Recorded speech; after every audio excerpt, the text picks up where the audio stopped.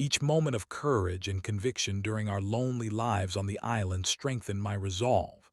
I returned with a heart filled with joy, yet also with deep sadness. Sadness to learn that our people are still suffering under an inhuman system. The housing shortage, the school crisis, unemployment and low wages still remain. The crisis facing South Africa demands special attention.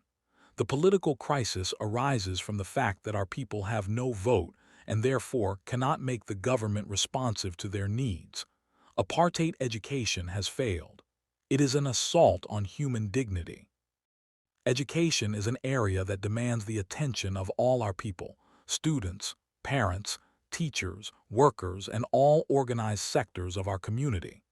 We must build disciplined structures such as a united national teachers organization, parent-teacher-student associations, and a national education crisis committee.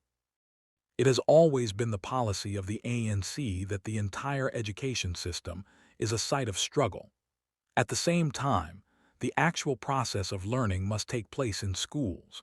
I therefore add my voice to the call that all students must return to school. We must continue our struggle for people's education within the school system and use this struggle to achieve our hopes.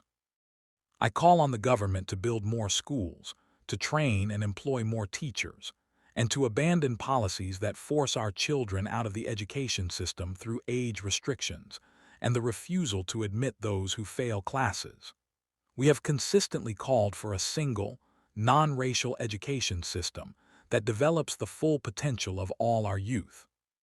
As I said during the Rivonia trial 27 years ago, and again on the day of my release in Cape Town, the ANC pursued armed struggle only because apartheid violence left us no alternative.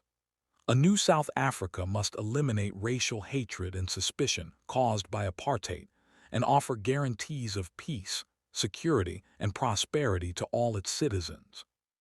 We call upon those who, out of ignorance or fear, collaborated with apartheid to join our liberation struggle. No man or woman who abandons apartheid will be excluded from our movement toward a non-racial, united, and democratic South Africa, based on one person, one vote, on a common voter's roll. Our primary task remains to unite our people across the length and breadth of our country. Democratic organizations must be strengthened everywhere. Democratic practice and accountable leadership must be deepened on all fronts. Our struggle against apartheid, though difficult, must be intensified. Let no one give the enemies of peace and liberty any space to drag us back into the darkness of apartheid.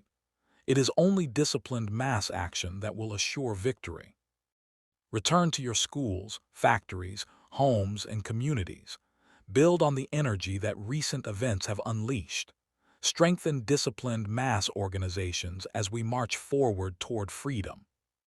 Injustice is not irreversible. I have spoken of freedom throughout my life. Your struggle, your commitment, and your discipline made it possible for me to stand before you today. These principles will lead us to a free, non-racial, democratic, and united South Africa, a future for which we have struggled and to which we are entitled.